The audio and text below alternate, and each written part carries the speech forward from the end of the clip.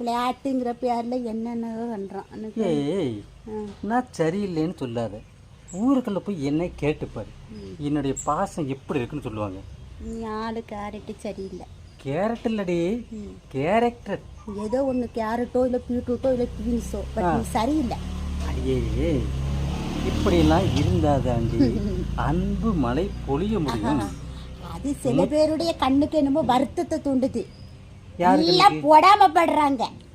அடியே, இது நம்ம இந்த உலகத்துக்கு பாடம் நடத்துறோம். சரி, ஒரு கணவன் மனைவி எப்படி அன்பாவும் பாத்தமாவும் அரவணைப்பாவும் பாத்தத்தை விட்டுட்டு பாசமாவும் அடுத்து இஷ்டம் நேசமாவும் அடுத்து இஷ்டம்.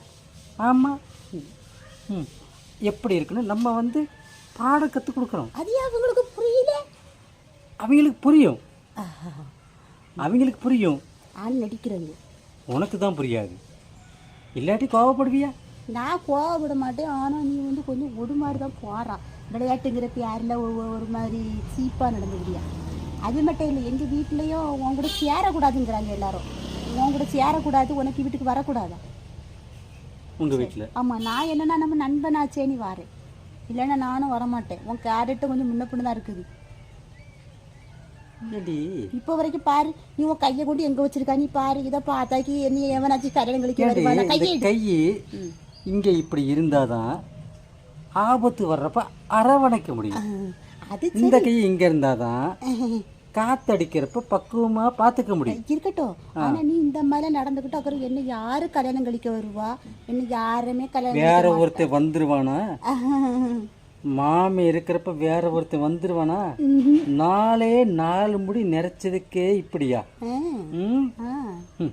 ஆனா ஒண்ணு, மீத்த நிறைச்சாலும் சிங்கம் என்னன்னா சிங்கம் தானே, அதுக்கு என்ன கழுதடியா பேர் உண்டு. இங்க பாரு, பத்தியா சிங்கத்துக்கு எப்படி முடி சிலுத்துக்கிட்டு இருக்குது. நான் விழுந்ததே இந்த முடிய பார்த்து, இந்த மூக்கு பார்த்து, இந்த வாய் பார்த்து தான். அங்கதான் விழுந்துட்டேன். இவன் அழுகுல அவ்வளவு அழுகா இருப்பான். பருவத்துல பண்டிக்குட்டி கூட அழுகாதான் இருக்கும். என்னடி சரக்குன்னு பன்னியோட கம்பேர் பண்ணிட்டேன்.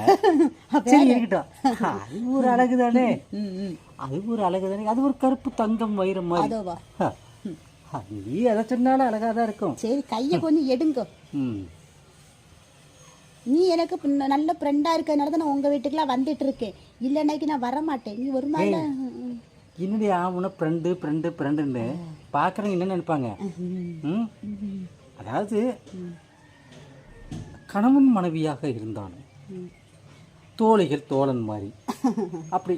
அதாவது கவிதை நிறைய சொல்லணும்னு வருது. தொண்டையில கிச்சி கிச்சி அப்படின்னா, தொண்டையில கிச்சி கிச்சி அப்படின்னா அங்கே சிக்கலாகி வரமாட்டேங்குது. அதாவது எழுத்து பிழைகள் வந்துடப்படாது இல்லையா? வந்துச்சா காலையில?